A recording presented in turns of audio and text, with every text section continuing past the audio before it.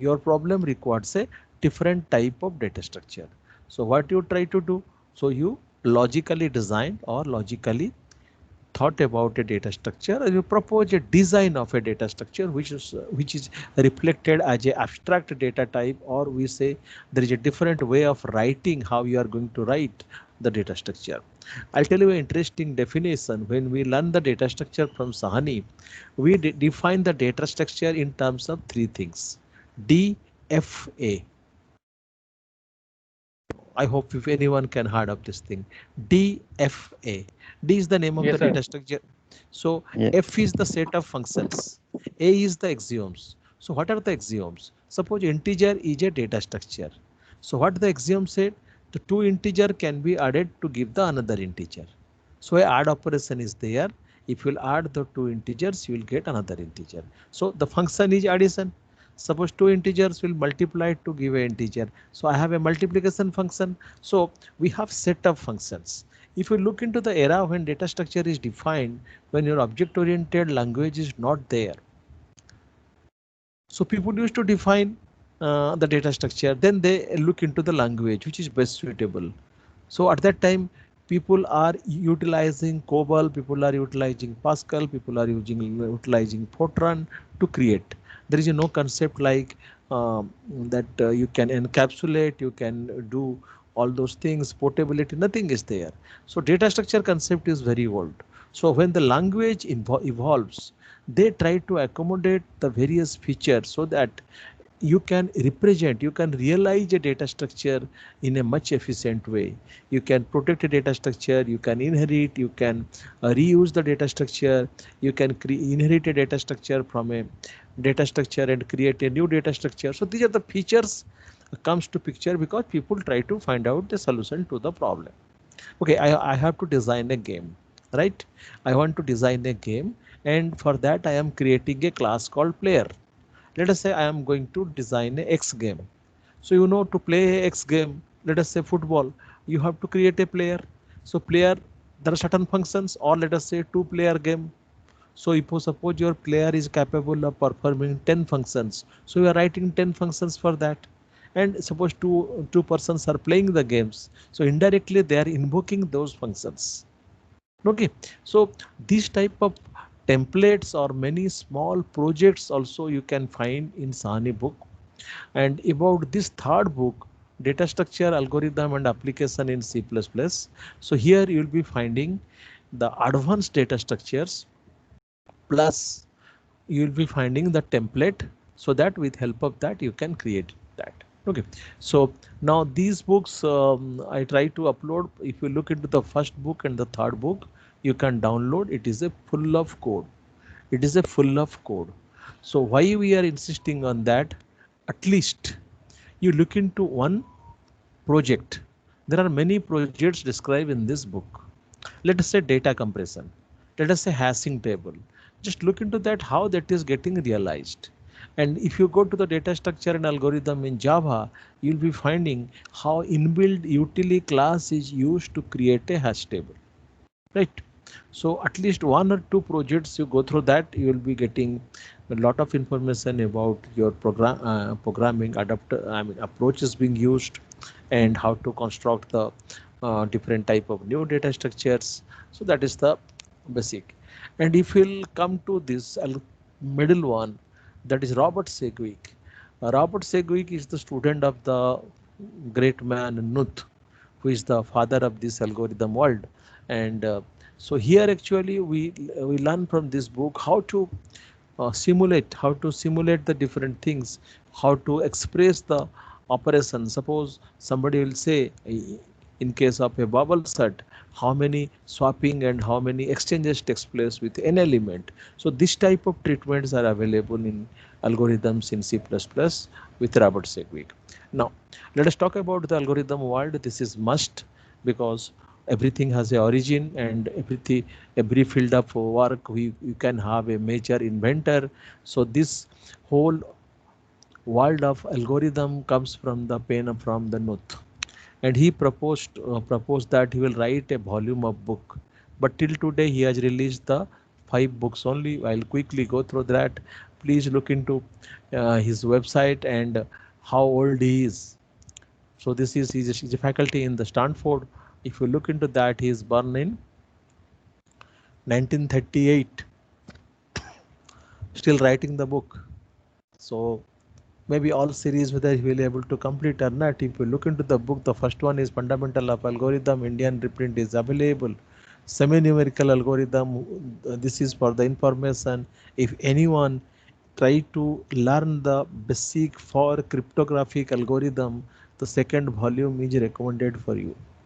And the third volume is very common things, sorting and searching.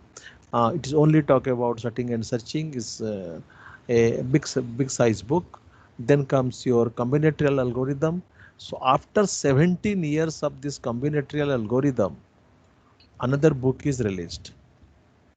I mean, sorry, he started that, but released in 2018 or 19. That is, the new volume is that this is volume 4A, first part, and then comes the second part. So all the books are with us. If any time you come to the campus, you can see the books. Okay. So then he has promised that he is going to write down this thing. So every book actually honors this book, and people try to refer to this book. Suppose in Hashing a theorem proving is there.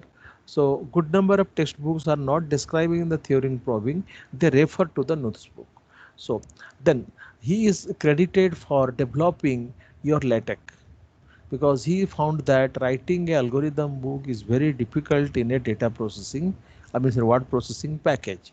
So he's the inventor of the LaTeX, and LaTeX is the software is must for you, because you are going to write down the thesis, all the technical document which you will be submitting as part of your assignment has to be written using the LaTeX. Okay, so and in LaTeX, the interesting fact is that this is my biggest problem, because when I try to uh, ask the students to write down the algorithm, they are using their own style to write it. It is wrong. Pseudocode has got a standard, and the LaTeX supports two different type of algorithm like writing standard. So you can use any of the writing algorithm writing standard, so that you will able to represent your algorithm in a proper way, so that any other person from computer science will understood. So that's why I also requested in the last class, please do not write C language program when a algorithm is asked. I'll quickly go through the second presentation which I have uploaded. We try to utilize the pseudocode or a pseudocode notation which is best suitable, or you may refer to any book, but you have to write down the logic, you have to write down the algorithm using pseudocode. Why? The algorithm is free from the language, it is independent from the language. Okay, now last class we talk about the problem solving, we talk about a simple problem called selection problem, and maybe we are looking for dozen of algorithm per selection problem. So how we are going to treat it? In one group of algorithm we are going to treat it without changing the representation of element, because I assume that these n numbers these n numbers are stored in a linear array. If they are stored in the linear array, my approaches will be something different. And if that I try to store it them into other data structure, it may lead to the efficient algorithm. So there are many algorithms in for the selection problem. So some of the book they start this under a title that is kth order statistics. Okay, so that is order statistics problem, where the objective is to find out the kth largest. Maybe I can ask you to find out the second largest. I can ask to find out the third largest, is like that. So there are many deterministic algorithms. There are many non-deterministic algorithms. We'll come to that. So this we have discussed about the problem, why we are going for a problem. And now when we talk about a problem, there must be a problem definition.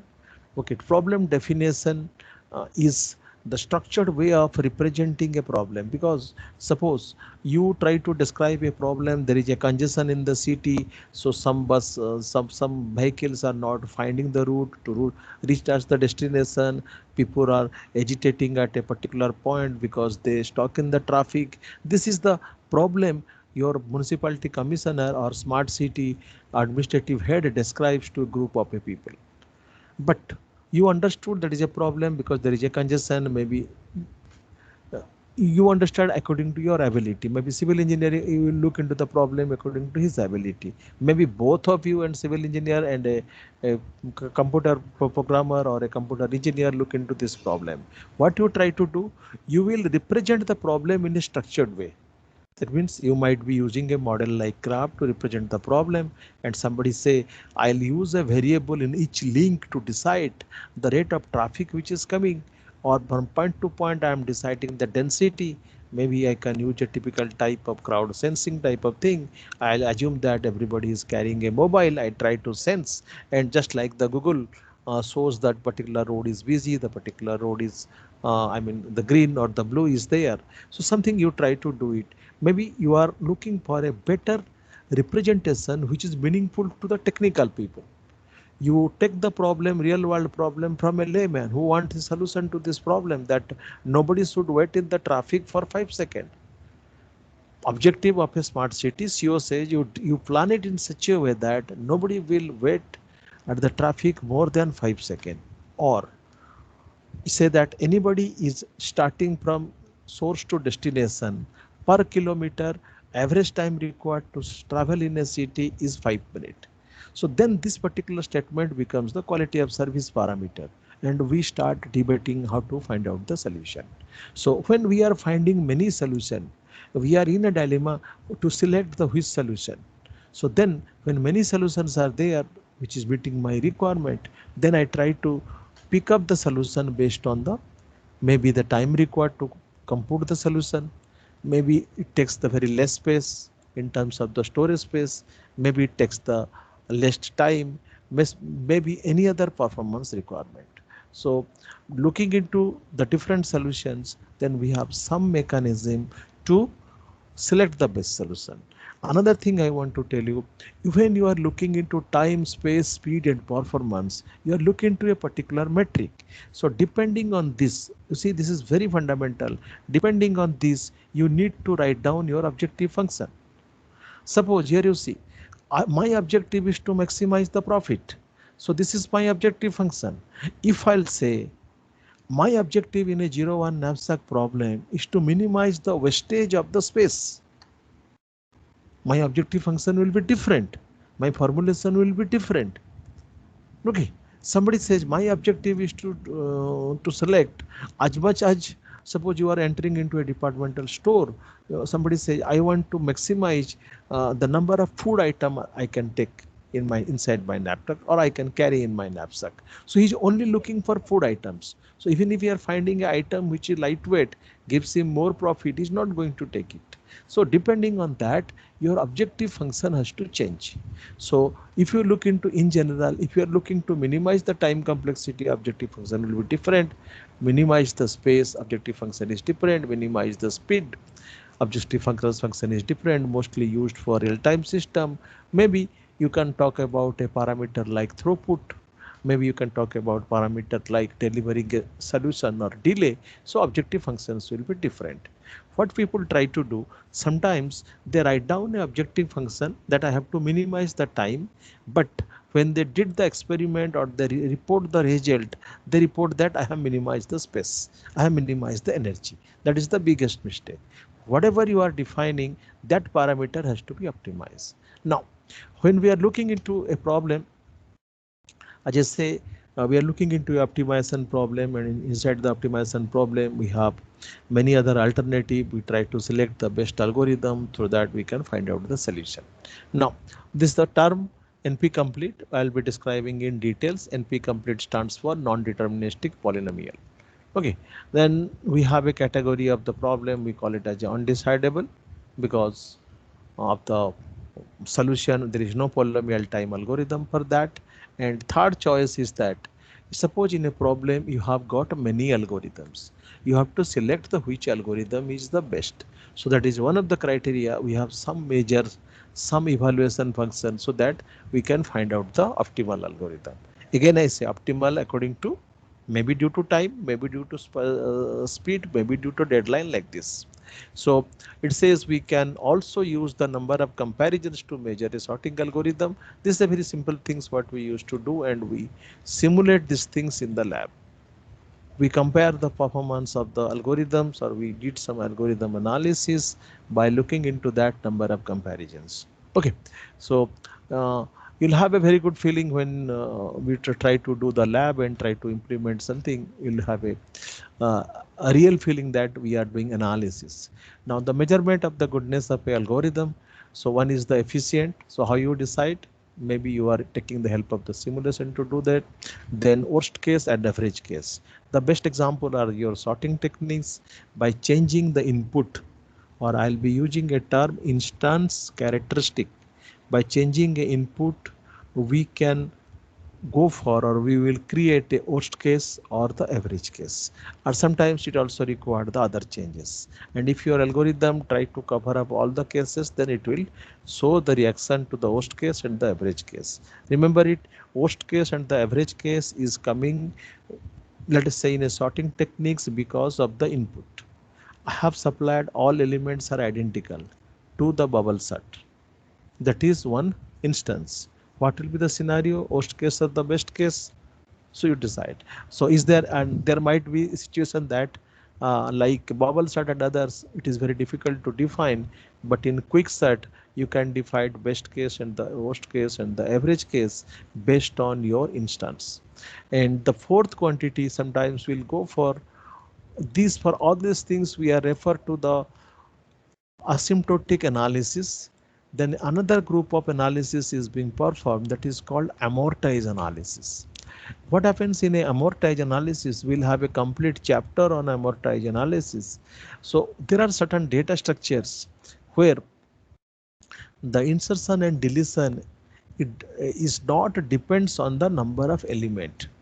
What I meant to say, suppose you have n number of element in a binary tree, then at least you can express how much time it takes to insert a element, how much time it takes to delete a elements in terms of the either height of a binary tree. Indirectly the height of binary tree is to be expressed in term of order of log n.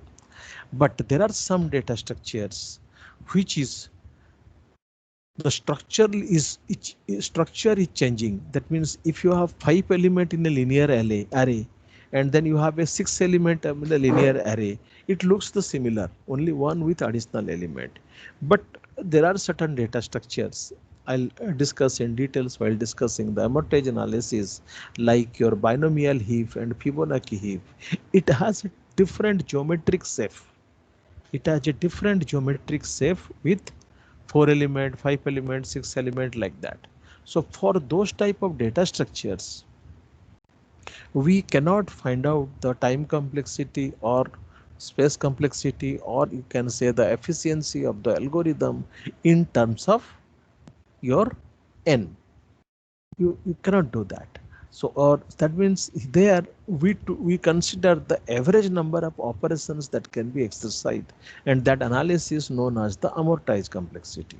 Example is, if you refer to the binomial heap and Fibonacci heap, and the structure changes with number of element, so there we apply amortized analysis. But the notation is big O. Complexity will be similar to like that, the order of n square or order of n, whatever it may be. But the analysis is amortized analysis. We will discuss in detail how to find out the amortized complexity of the algorithms that uses a data structure. I again repeat, that uses a data structure which changes with the number of element. If 5 element it look like this, and 6 element it will look like a different structure. Okay, so this is the thing which we discussed in the chapter. Now this is the very primitive things, so again it's a repetition, because I will try to cover up 3 slides which is very fundamental in nature before moving to the randomized or non-deterministic algorithms. So input, definiteness, finiteness, effectiveness, and the output, these are the basic characteristic. If a particular algorithm, if a particular set of instructions written by someone is satisfied this thing, we call it as a algorithm. That means when somebody is writing a algorithm, let us say you have written binary search. So a question might be, can you prove that your binary search terminates? So that means I am asking of your finiteness. So you have to prove the theorem. So these are the some exercise which you are going to discuss. So this is the few definition or typical lines, and none of the lines match with other lines, and what they try to say, that means it is a author's view that how he is looking into the algorithm. So algorithm is a procedure to accomplish a specific task which says it has a objective or objective function. If you want to solve a real world problem, you must have a objective. So from the objective, question is that from that objective, can you construct a algorithm? Okay. Second, the algorithm is the idea behind the reasonable computer program, because when I'm going to write down the algorithm, ultimately my aim is I'll write the instruction such a way that it can be programmed. With help of any programming language, it can be programmed. So to be interesting, an algorithm must solve a general and well specified problem. This is one more constant, because you see, if a problem comes, let us say I want to multiply the two matrix. I have written a program. I cannot multiply a matrix whose principal diagonal is 0, say, but people are continuously supplying the input. But as a programmer, you can restrict or you can evaluate the matrix, individual matrix, before you multiply. So this is the programmer style, how you are going to specify, or how you are going to filter the inputs coming into the algorithm. So an algorithm is the problem is specified by algorithmic problem. When we call a problem as a algorithmic problem, a algorithmic problem is specified by describing the complete set of instances. Now it comes to that. What is a complete set of instances? Any example? A complete set of instances. Suppose uh, my set contains a number from 1 to 10, and I did all the permutations. I did all the permutations. So that represents a set.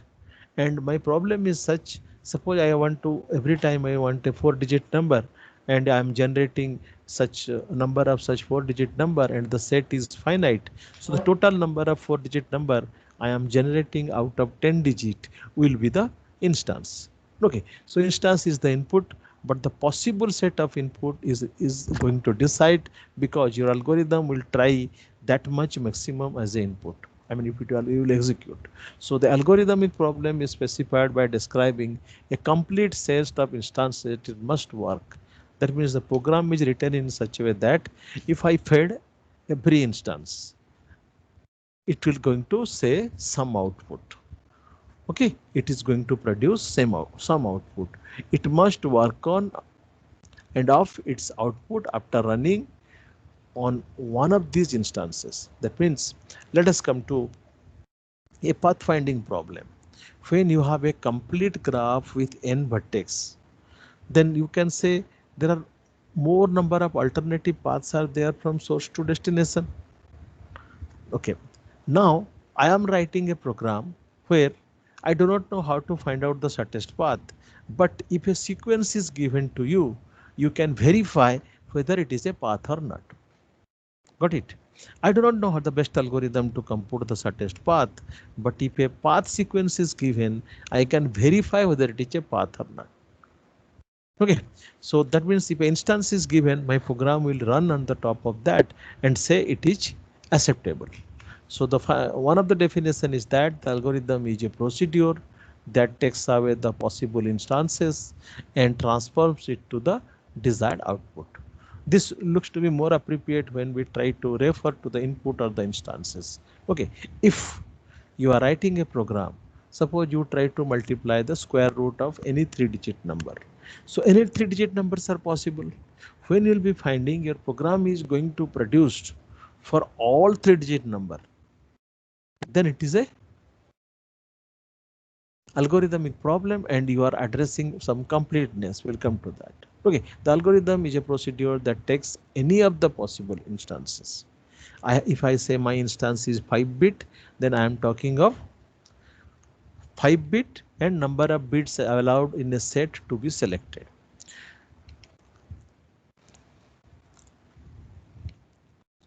When we come to the algorithm and program, it is very simple. We took the help of any programming language to translate a algorithm to the problem, and so the, so when we try to solve a particular problem, we may have one or more algorithm, and when we try to evaluate the algorithm, we use certain property. Suppose you have written one algorithm called binary search. I told you in the last class. So simplest question is prove that your algorithm is correct. This is a question. Okay. So then you may ask to prove that the every lines that there is no ambiguity. You may have to prove that it composed of finite number of steps. Now you look into the 5 basic definition of the algorithm and try to match it. Okay. Then this is the last one is interesting in must terminate, because your program, which line says it must terminate? Input, no. Definiteness, no. Finiteness, it says it has to be terminated in a property. So indirectly, after writing the algorithm, we'll verify and put this is correct, first one is correct, second one is correct, third one is correct. It's like this. If all found to be correct, then we'll be saying something that your the algorithm will the set of the sequence, I mean sequence of statement is the algorithm. After that you are selecting whether it is correct or not. Then with certain proofs or the argument, logical argument, you are proving it is correct. Then we try to prove that it okay, this is already proved because this is a algorithm.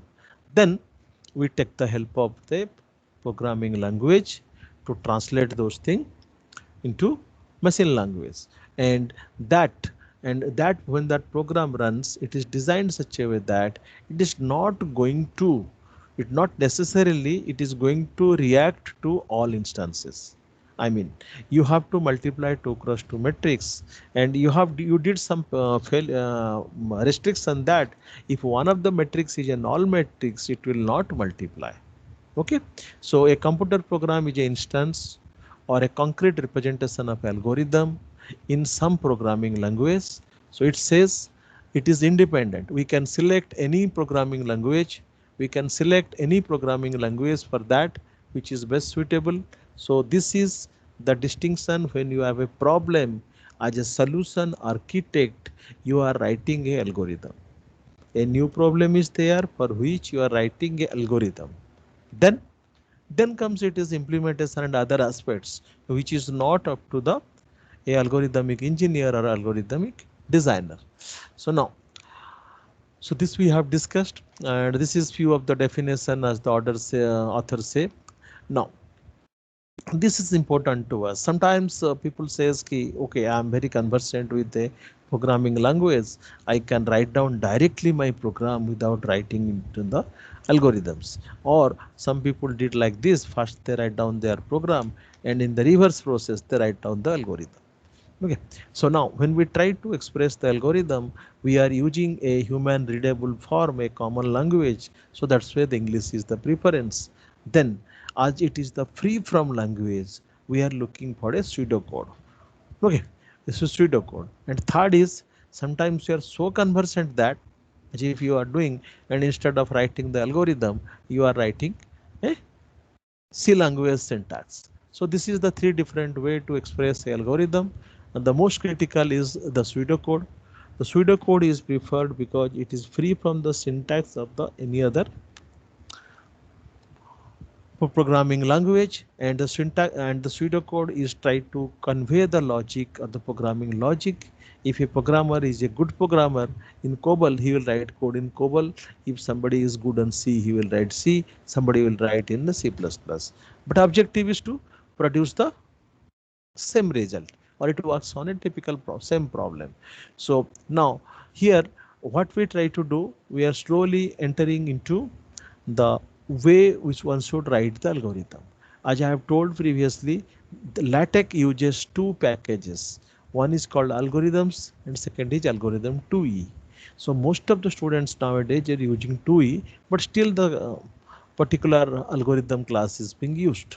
So this will be clear if you write a LaTeX document and it will simply start with a binary search. Okay, so this is the LaTeX library, which is this is very common to you because when you start writing the report, you have to come through that.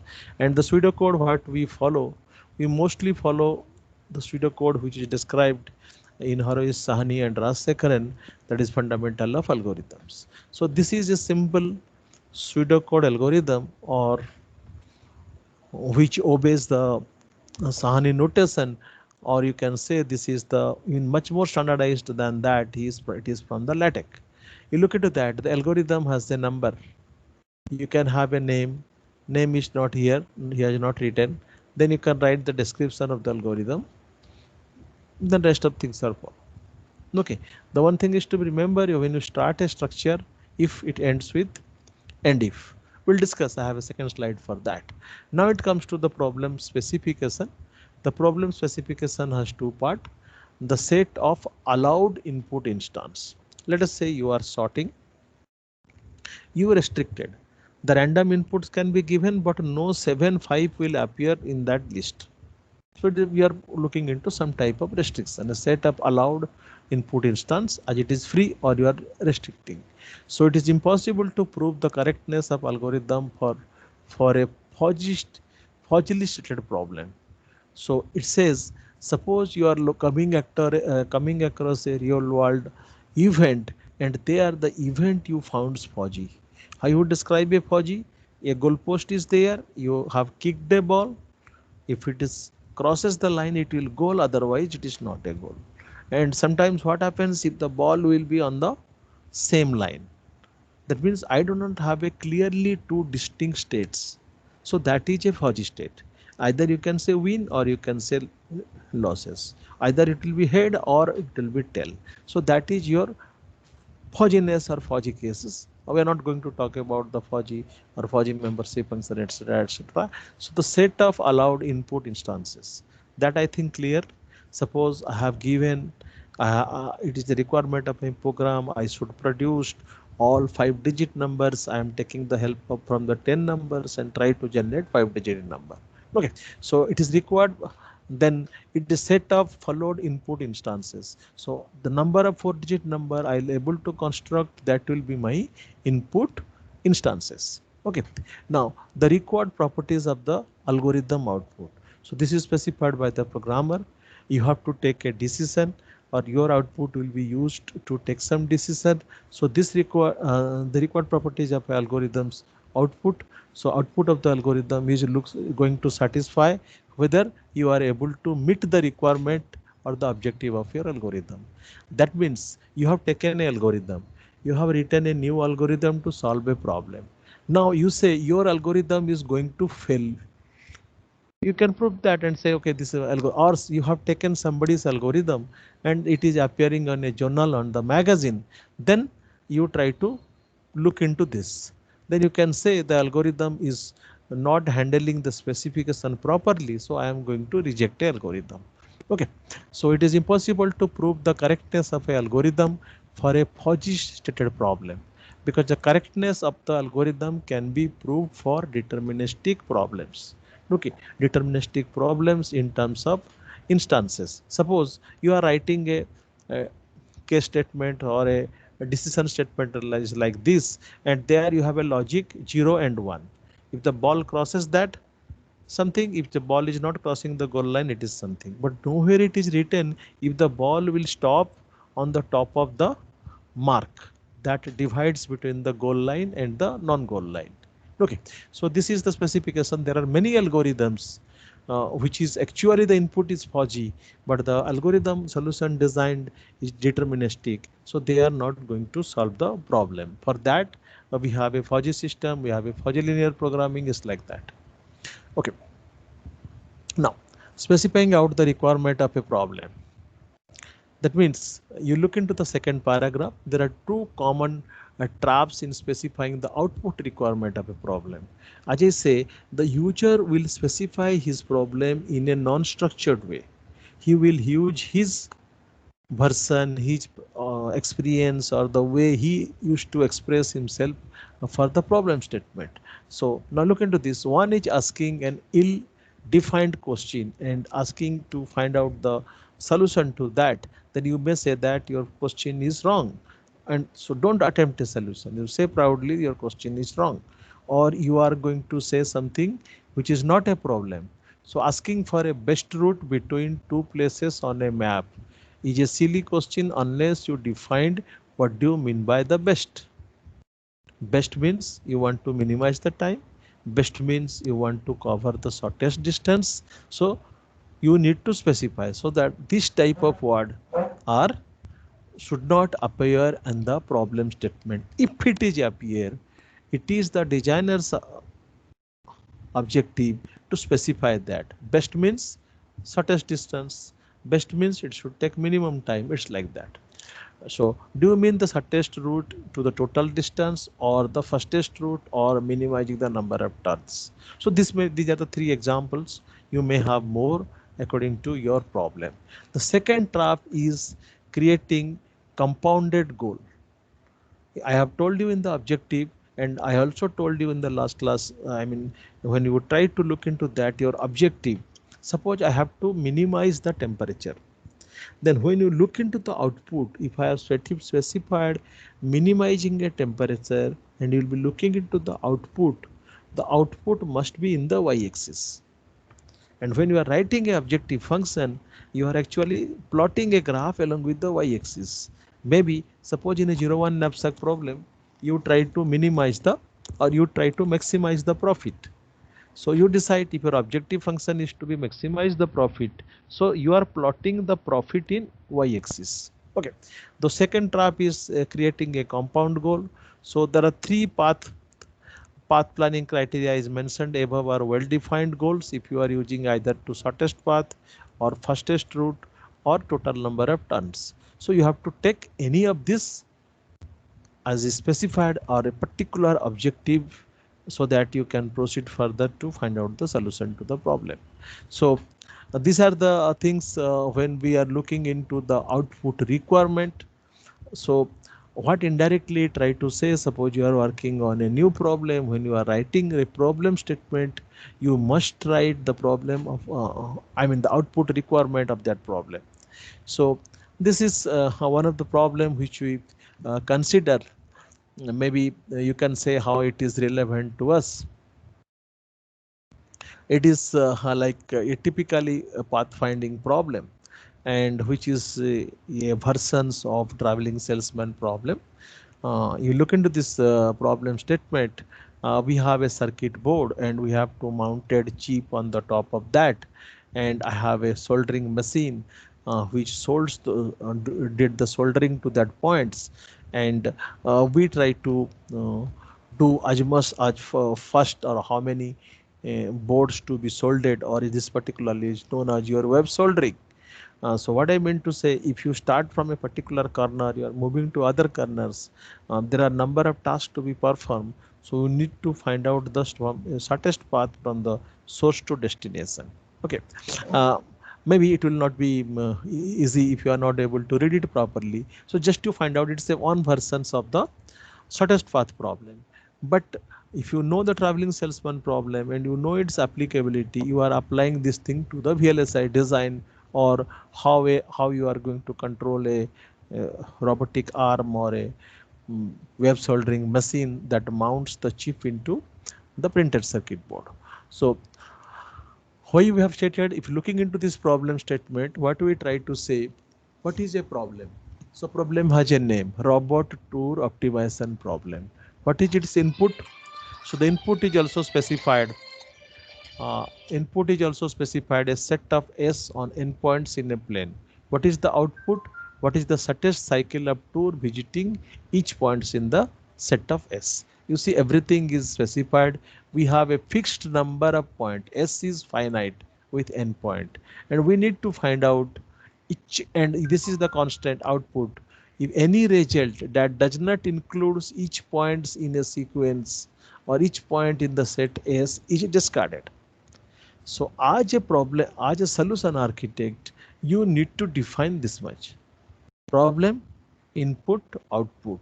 How? In a structured way. Then comes the algorithm. So Now you are given the job of a programming of the robot or suggest an algorithm to solve the problem.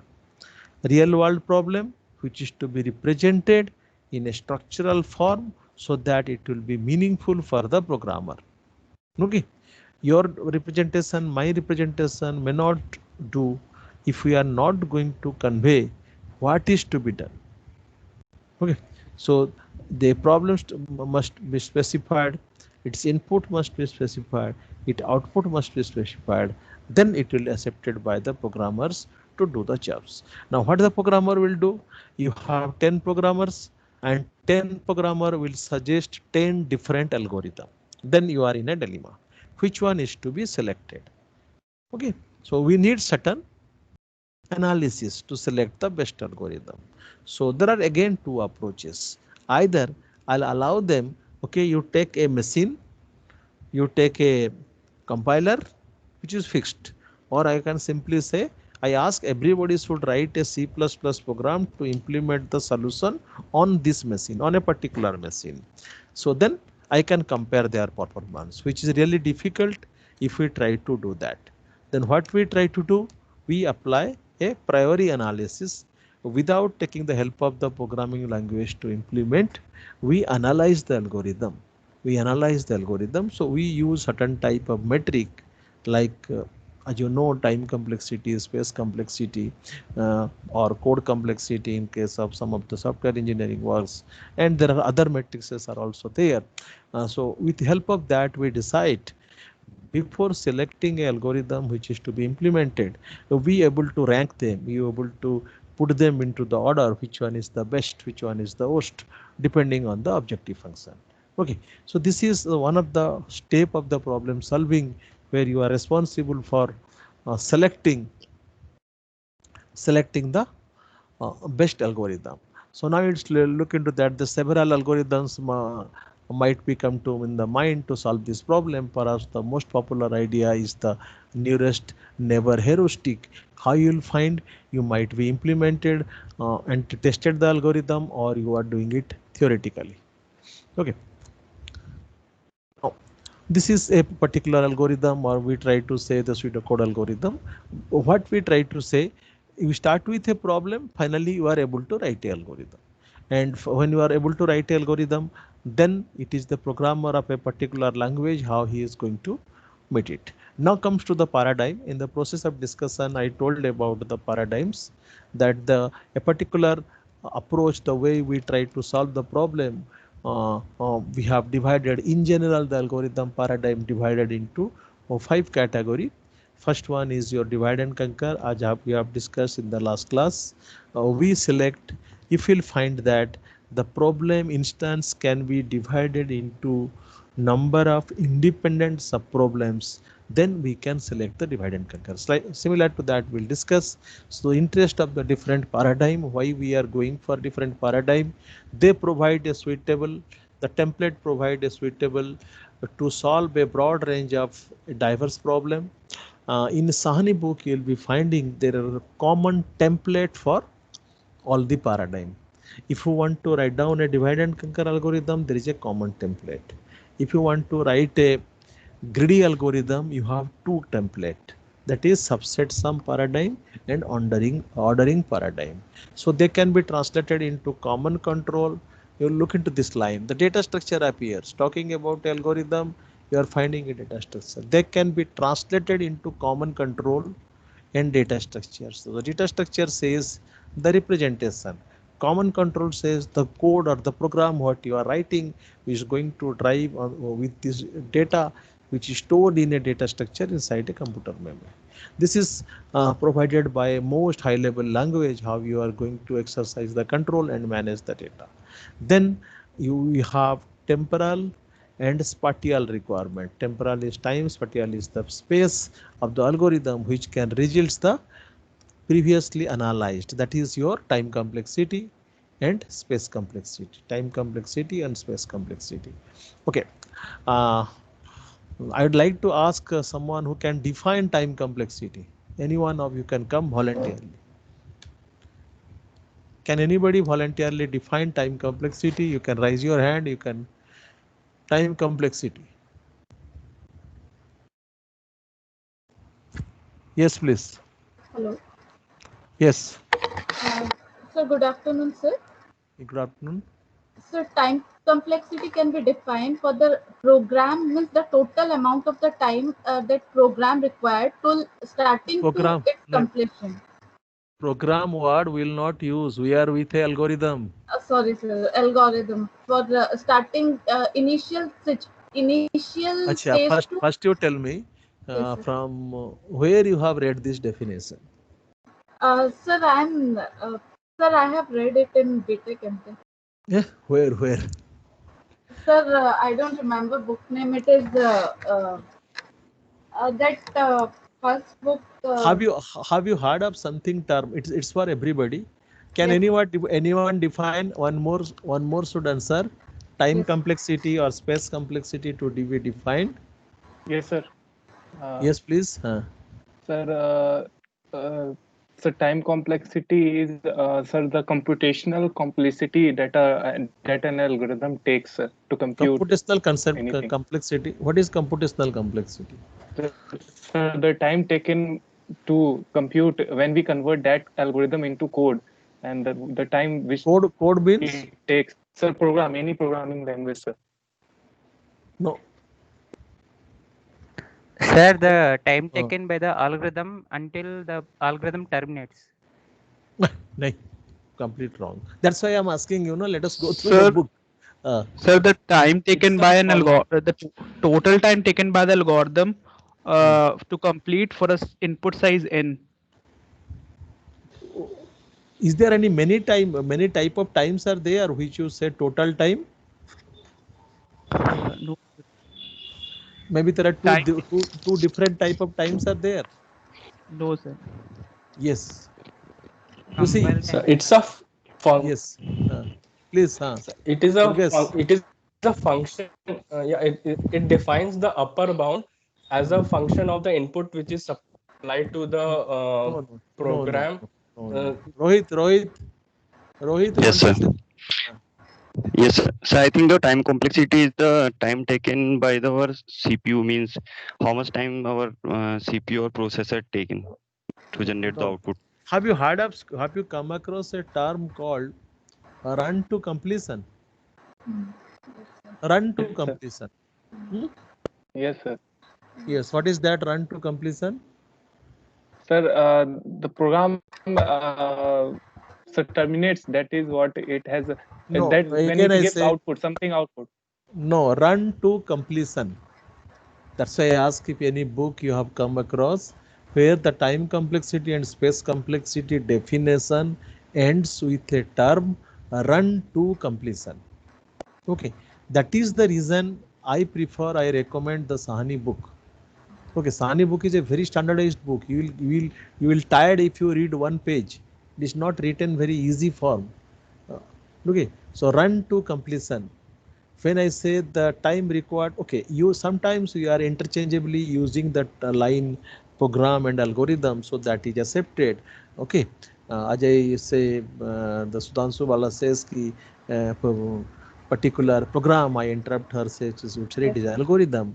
Fine. yes, So we are exchanging, but the run to completion means the compilation time. If I use the term compilation time, then I am not going to use or I'm not going to define as a program. I'll always tell to the algorithm.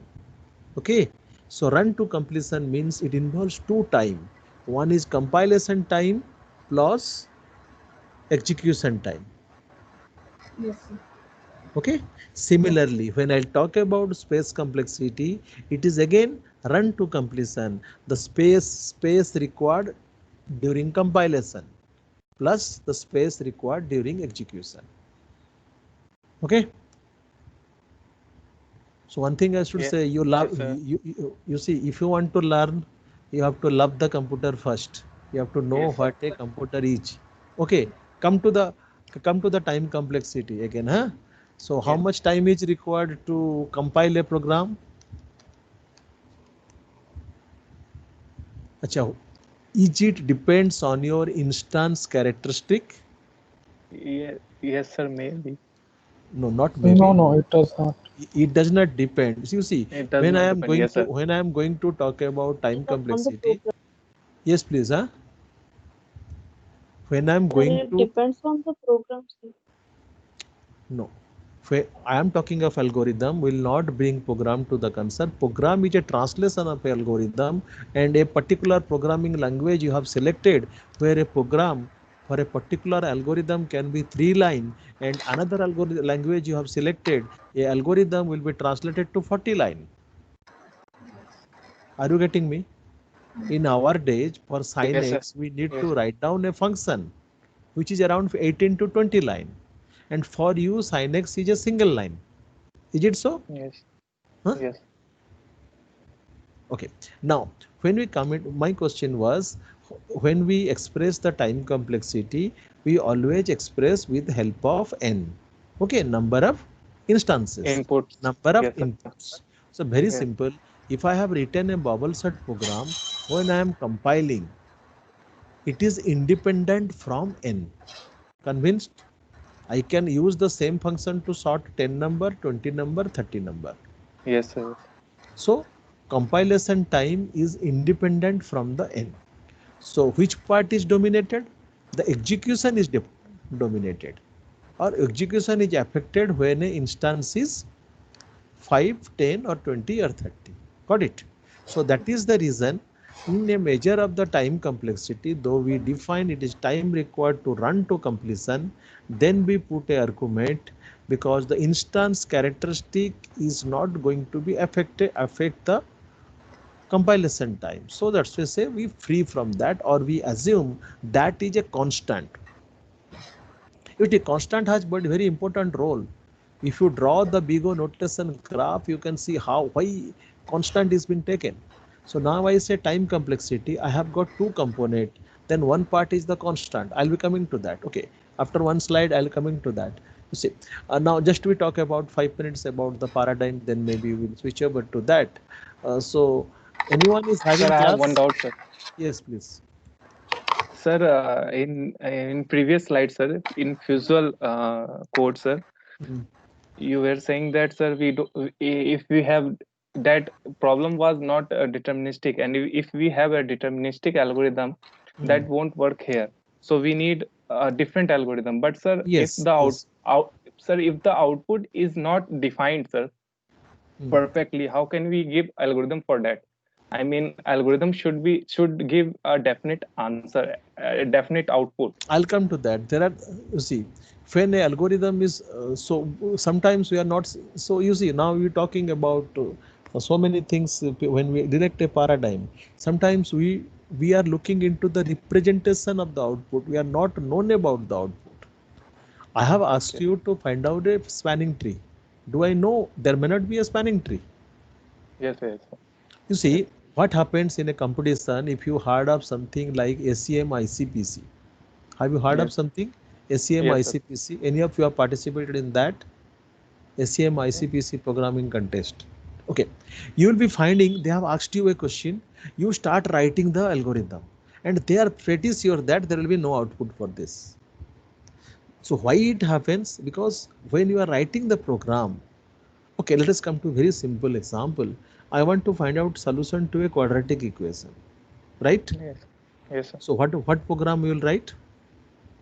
You will immediately write compute the discriminant. You tell Yes, me sir. the Yes. line by line. You read A, B, C. Yes, sir. We After will that, find what you the write? D. We Immediately will D. find the capital D. Okay, okay. Yes, sir. Just come to me. I'll supply 0, 0, 0. What happened to your program? So it will fail. It will fail and you will get 0. Yes, It sir. is your responsibility because you are not written the program to handle all the instances. Yes, sir. Okay, So sir. this is Got what it. we taught. This is what we taught wrongly during programming. It is Yes, our sir. responsibility to. Okay, when it was C, it was a very horrible job. When I'm supplying an input, your program will hang, something what you say, and I have to kill from my system using the command. But this feature is overcome in C++. How? So, That is your exceptional handling. Fine. exceptional handling. Yes, sir. That is the exceptional handling. A Yes, sir. exception in input is created, and it's known that you are not going to produce the output. So the system actually halts. Halts. Remember halting problem? Yes, sir. Turing machine, sir. Halting problem. You remember? Yes, sir. Halting. Yes, sir. I remember. What is sir. that? What is that? Sir, for some problems, the algorithm keeps on running, sir. No, that is we wrong. we don't know the output, sir, whether it will stop or not. When will No. There halt means come to the goal state. Don't get confused. That's why I have asked. Here halt means that English term is not that it is hang or you are not coming to. So halt says, suppose I have to verify a spanning tree, right? Yes, sir. I have to verify a spanning tree for a graph. My question is, can you create a automata so that I can verify all spanning tree? Okay. It is possible. It is possible because any of the problem for which you cannot construct a theoretical machine that cannot be proved or that cannot be implemented in actual computer. If any problem that can be solved by the theoretical machine, then only it can be solved by the digital computer.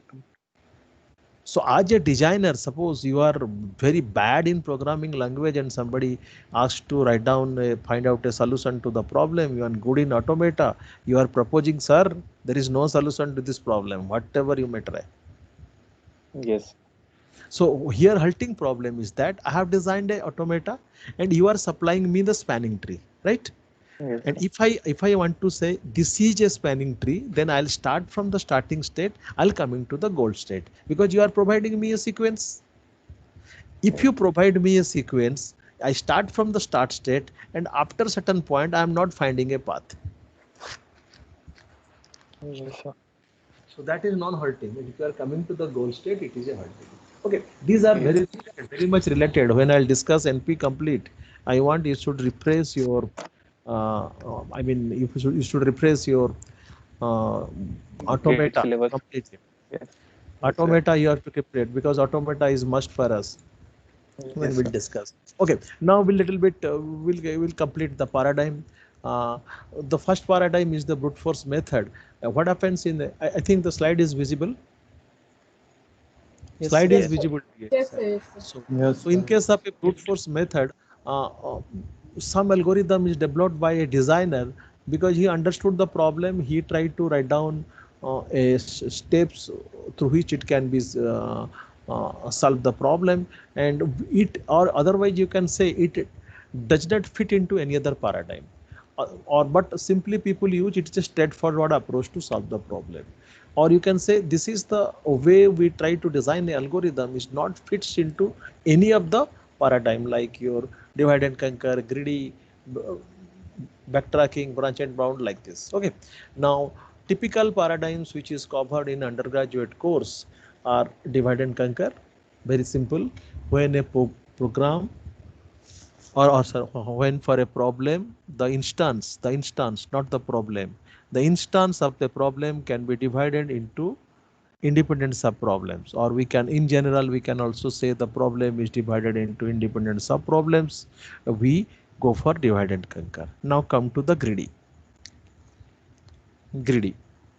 Okay, can you answer one thing? Suppose I have a optimization problem, can I have a solution to the optimization problem in all these 5 paradigm? Can I have a solution to the optimization problem using all 5 paradigm? You see, any problem you are going to solve in computer science are optimization problems. You tell whatever it problem may be, I'll prove it is optimization problem. Whatever problem may be. Why? Because when you are solving a problem, please remember, when you are solving a problem, solution exists.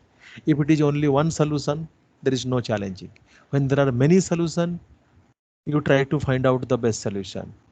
Maybe in minimum time, maybe in minimum space, so many constants will come. Okay, now all problems are optimization problem. Example 01 knapsack is a optimization problem. Can I have a solution to the optimization problem in all these 5 paradigm? Yes or no? No, sir. Okay, why, which of the paradigm will not going to solve a optimization problem? Sir, in greedy, sir, we cannot solve all the problems. because Not, there are I'm talking of a optimization problem. Okay, let us take an example of, okay, what is a greedy then exactly? sir in So we greedy cannot we Yes, please. divide salesman problem with all this paradigm. Covering Greedy sales. is Rajat bolo. Rajat, what is greedy? Rajat Pande, greedy क्या है बोलो?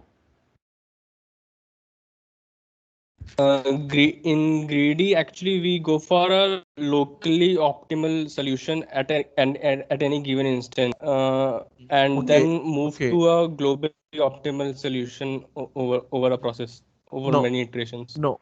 In general, you cannot find optimal solution using greedy, but you can solve any optimization problem, and the solution which you can obtain is use another term that is called suboptimal solution.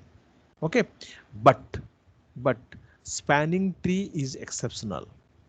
Minimum spanning tree is exceptional case where we are using greedy algorithm, that is Prim or Kruskal, and we able to find out the optimal solution. Okay, done. Again, have you come across these two terms, subset sum paradigm and ordering paradigm? What I mean to say, if you say I am writing a greedy algorithm, I will demand two greedy algorithm from you. Okay, so then comes to dynamic programming. What is that? Can I have an optimal solution? Yes. Dynamic programming. So dynamic programming gives optimal solution. Yes, always. Dynamic programming always produces optimal solution. Then what about backtracking and branch and bound? What about backtracking and branch and bound?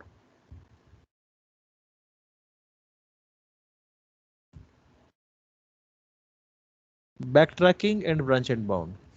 What is that actually? Okay, I go back to again problem solving. For me, problem solving is a searching. Okay, problem solving is a searching because the solution exists. Now, where you perform the search? Where you perform the search? You perform the search in memory, and in particular in main memory. So I have to represent my problem or my solution space in the main memory. If I try to represent the whole solution space in the main memory, I may not able to represent because I have a limited storage space. And once I represent them in the main memory, I can search. So how I am going to represent the solution in main memory? Yes, how I am going to represent the solution in main memory? Using data structure. Using a data structure. Okay. When I am looking to search the solution, which is the best data structure to perform the search?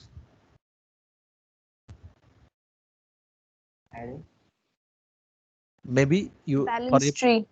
maybe because that comes your ability. When you look as a programming designer or as a solution architect, you say this problem can be better represented in an array so that I can search it. Okay, let us come to a very simple thing. The choice is given: linear array, binary tree, binary, or you can say binary search tree. Okay, binary search tree, AVL tree, three-way search tree, four-way search tree. Which one you will prefer? Or red black tree? Which one you will prefer? sorry. Are you getting me? Yes, sir. Four-way tree. So you see, always we try to look at, we are searching and to find out a four-way solution. tree. Thank you. 4-way tree is the answer, because whenever we are searching, we try to traverse as less as height or depth is possible. If I am going to arrange n element, if I am arrange them into the linear array, the height is n. If I am going for a binary tree, it will be n log n. So I try to reduce that height. So always a designer choice is a fatty tree. Got it? Huh? And after you select a fatty tree, that means branching factor is higher. Then You are working on a solution space where leaf nodes are representing the solution, maybe 1 million. What you will do? You have to visit all the nodes. Then only you can find out the solution. Right? Got it? Yes, sir. I have a tree with 28 nodes. So unless and until visit I to all these 28 nodes, I'll not able to find out the solution. So from where I am starting? I'm starting from the root node. Okay. I'm starting from the root node. How I can perform the search? I have to talk about a traversal which visits all the leaf node. Yes, What sir. is that? Okay, that is that's all. That is the way the problem is solved in backtracking and branch and bound. So it is an exhaustive search technique. We represent the solution space as a tree, or in general, you will be finding in the book we discuss about binary tree. We start the search from the root, and we try to. So, but when we try to speed up the process, that means if I am visiting all the leaf nodes, this will be same as the brute force method. That means you have 10,000 solutions. You are examining every solutions and selecting best of that. Got it? So instead of that, we want to find out the solution in a faster way. Now you tell me, that means I am going to do some manipulation so that some of the leaf nodes I will not visit. Convinced? So the solution which I am going to obtain is optimal or suboptimal?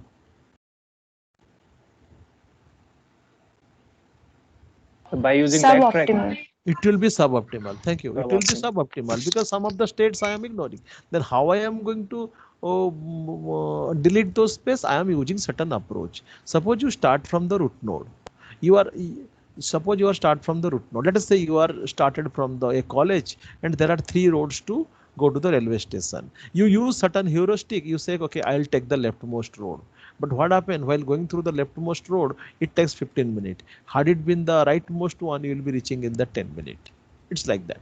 Okay, so we use certain approach to discard the choices. That is known as your pruning. If you look into the AI and if you have read AI and problem solving or artificial intelligence, there the idea is introduced, pruning. And when the pruning is carried out using a heuristic function, there the intelligence concept start. You'll be finding the problem when you are writing a new algorithm and backtracking and branch and bound. What is the new? Searching is the tree traversal, which is fixed. Representation is a tree data structure is fixed. But when you are finding alternative paths, you need certain heuristic. You need certain heuristic to discard 3 alternative and select the 4th one. And the contribution from an algorithm designer comes only one line, that is heuristic function. You tell me, have you come across any heuristic function in backtracking and branch and bound? If not, have a look into that. Okay. So this is the paradigm how it differs. So this backtracking and branch and bound performs the exhaustive search. Now come to that. On the right hand side, you are finding approximation algorithm, randomized algorithm. There may be subcomputing techniques. So remember it, all the techniques, whatever we have used to find out the solution, all produces suboptimal solution except one. Except dynamic programming, all the paradigm produces suboptimal solution.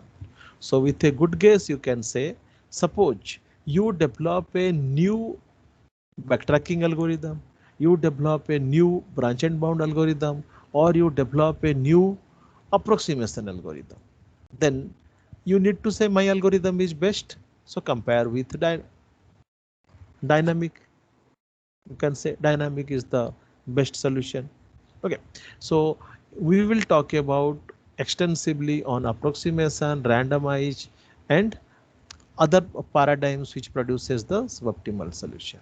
Okay, so we'll not talk much about the conventional paradigms because sometimes the feedbacks are like these. People says we study in the UG and we'll jump to the completely new concepts. We'll not talk at all on this conventional paradigm. But if you want, I can take any of this paradigm to discuss. at any time. If you're ready to attend the extra classes, I don't have any problem. Okay, Yes, sir. Sarbi, I don't have any problem taking classes, huh?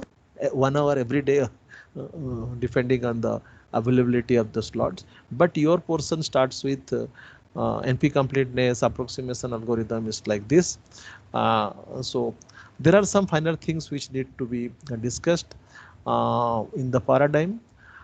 So now you see, this is the example which I was talking. You are at this state. Huh?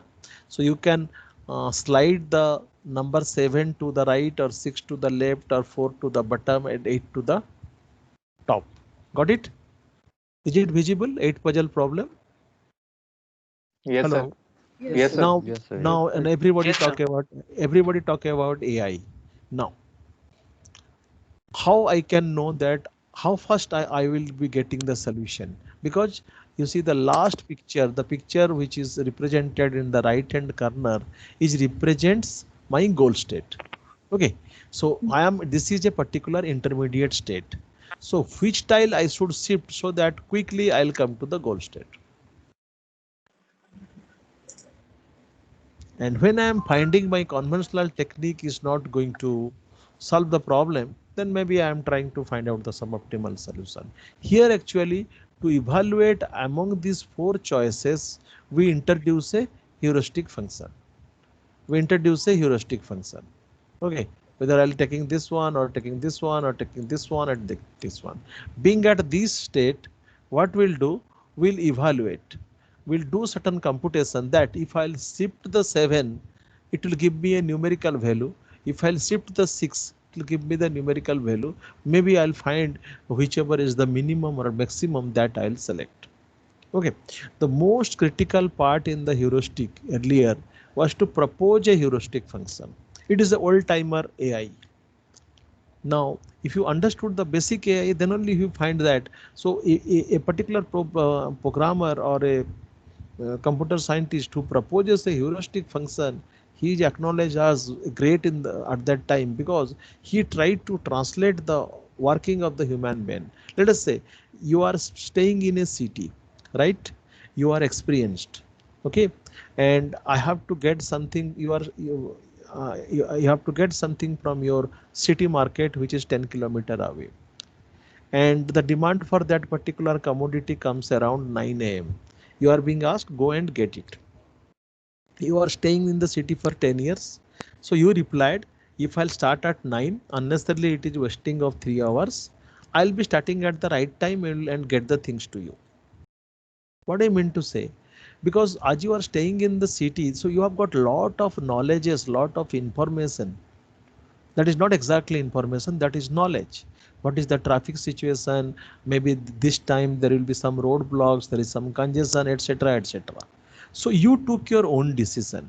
You apply your intelligence to decide that if I'll start around in between 1 p.m. to 2 p.m., it will take maximum half an hour to collect that thing and come back to the residence. So how you will copy these experience or idea or in a formulation, in a mathematical formulation, so that other people can write the program. So that is something called the heuristic function. But in case of your machine learning and deep learning, how these things are to be taken care of, you see, all are problem solving technique. Okay, so when we then we talk about something called modeling. I'll just be spending 2 slides. Modeling, when we try to solve a problem, this is a particular term comes model, and you see people are seamlessly uses this word model in machine learning. People are using the word modeling. What is a modeling? Model is the art of formulating your application in terms of described, well understood problem. Okay, you are, and what happens in case of conventional or AI paradigm? Sometimes we are not designing a model. None of us are thinking of designing a model. We borrow the model prepared by other people. If being a computer scientist, if you are borrowing the model by the other people, then slowly your importance will be reduced. If you can select a model, A doctor can also select a model, and because he has all the cancer data with himself, why he or she will hire you to use a classification technique? He can do it by themselves. Okay, so proper modeling is key for applying algorithmic design technique to real world problems. So real world problem better we define the problem what we try to say, or sometimes you can say uh, I am working on a problem which is realistic real-time project, the term using. So real world applications involves real world object.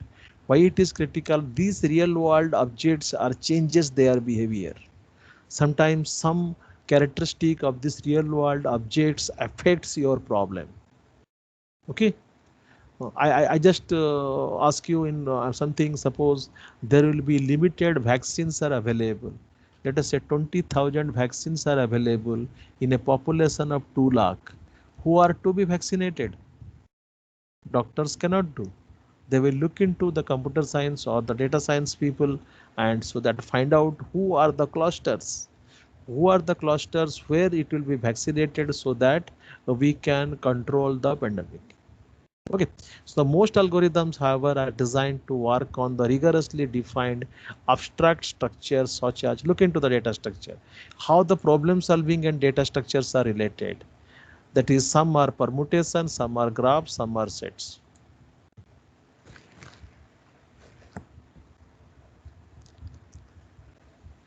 Okay, so that's why these are the basic data structures that is come to our rescue. Either you learn on the data structures or you try to look into the library files or the facilities where it is used.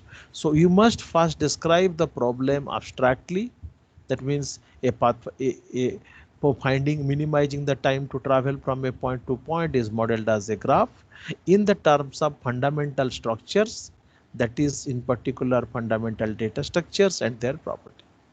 Okay, now this is a particular example is a this is the view of the executive or your head of the organization. This is my network. I want that every user will able to access the internet with a speed of 10 Mbps. As you are looking, this is a graph, and graph has got a link capacity, and suddenly some graph algorithm comes to our mind and we able to design a solution. So rule for algorithm design, which shall we go through very quickly and you have to read yourself. So first rule for algorithm design is that, do I really understand the problem? You see, sometimes we say when you are working on a problem, I should say mostly those people will be leading towards the thesis. So it is the most difficult part to fix a problem statement on which we are working. Sometimes it is ill represented or wrongly interpreted, and after working for 3 to 4 or 5 months, we'll be finding that my problem statement is wrong because I could not able to represent that in a proper way. Okay, so second is, can I find a simple algorithm for a problem? This is very, very important because sometimes you'll be finding people pick up a problem and suddenly what they try to do, they are using a very powerful technique. As I say, you have to cut a apple and you are demanding for a big sword, so you will not be appreciated. We have seen the people are working on a problem where input is not fuzzy, but forcibly they are using fuzzy techniques. It is very, very risky because if somebody will catch hold of that, you will criticize that your system is a non-fuzzy system, why you are using a fuzzy system. Okay, so if a simple solution is possible, please propose a simple algorithm. Don't say that I am good in genetic algorithm. Whatever problem I'll get, I'll use genetic algorithm. So it should not be the practice. Can I solve my problem repeatedly trying my some heuristic rules? You see, any of the rules, any of the technique we are using, first one is heuristic rule, and then very simple heuristic. The most simplest form of heuristic you try to implement, you have a support from data structure, and the time complexity required is very less. If you say I want 10-minute calculation by running a algorithm to decide how to route the packet from a particular source to destination, if that algorithm used for a good number of users, so delivery or the throughput of the network will be affected. Okay, so this is what's the question. Third, there are special case of the problem I know how to solve exactly. That means you are talking of a problem. In general, you don't have any algorithm, but if you take the assumption, let us say you are looking for finding the shortest path. You know you know the best algorithm how to find the shortest path for positive edge weight. But there are in general, the edge weight can be negative or positive. You assume that the case, let us say all the edge weight are positive and you are writing a algorithm. Okay, now which of the standard algorithm design paradigm seem the most relevant to the problem? This is important. Whether if the best solution is possible with conventional paradigm, then why not I'll go for that. That means looking into the problem, as I say, if a problem is divided into dependent subproblem, which paradigm will use? Dependent subproblem. Can anybody say? Which paradigm will use? Dynamic programming. Dynamic programming. Dynamic. Okay, Yes, sir. dynamic programming has got two flavors. Okay, dynamic programming has got two flavors. One is forward approach, another is Yes, sir. Top backward to approach. bottom and bottom to top. So Yes, sir. what a designer is contribute. Suppose you designed a dynamic programming algorithm. So what is your contribution? What exactly? Are you going to write down algorithm? Suppose you are proposing a new dynamic programming algorithm. What you are going to do? Yes. What is the minimum requirement for dynamic programming algorithm? So the problem should overlap. No, that you establish. Do you remember those 4 steps? Step 1, step 2, step 3, step 4. Yes, sir. I read. I just can't. Okay. No. I mean, if I know good number of people should know that. There are basic 4 steps. But what a algorithm designer propose when he designs a new algorithm? You know, algorithm structure is fixed. Algorithm structure is fixed. Only one line is important. Only one line. If I want a dynamic programming formulation of a problem, I have to express my solution recursively. Just like Fibonacci number n, Yes, f of sir. n Yes, sir. equal to f of n minus 1 plus f of n minus 2. This is the only contribution. If one variable, one loop, if two variable, two loop, if three variable, three loop. That's all. We are eager to write number of steps as a algorithm. That is fixed. So what I meant to say, when we say ki you are going to write down a new algorithm, means what exactly I am saying to you? If I demand a new dynamic programming algorithm from you, means I am not asking you to write down all the 20 steps or 50 steps. Read this statement, do that. Only one line. That means if you are looking into a problem, let us say traveling salesman problem, you are today you are claiming ki I have developed a new algorithm, dynamic programming algorithm. That means you have developed a new recursive formula. Okay. We'll talk about the dynamic. I think I'll spend some one more class, and this is some information from you when we talk about standard NP complete problem. The URL is available in front of you. That is the Clay Mathematical Institute and the prize. These are the open problems. The open problems in computer science, and the prize which they have assigned is going to, I mean, equivalent to the Nobel Prize, and so this is existing in the 2000. They have published this thing. Still, you can refer. These are the millennium problems or unsolved problems in computer science. They launch it as a millennium challenge. Okay, so this is very simple. When we define certain problems, it maybe looks like this, and we are demanding to find out the solution to the problem. Okay, and if you look into in particular what we are targeting, I have uploaded the things. What I am not going to discuss, if you look into my lecture 2 L02, that only talks about pseudocode notation. Please go through that. L02 contains the pseudocode notation. Okay, algorithmic notation. If you don't have the book, I put to design it in foolproof. I have loaded few books also, but 1, 2, 3, 4, 5, these are for refreshing reading, even not part of your course. You can read it, and if you want, we can do one thing.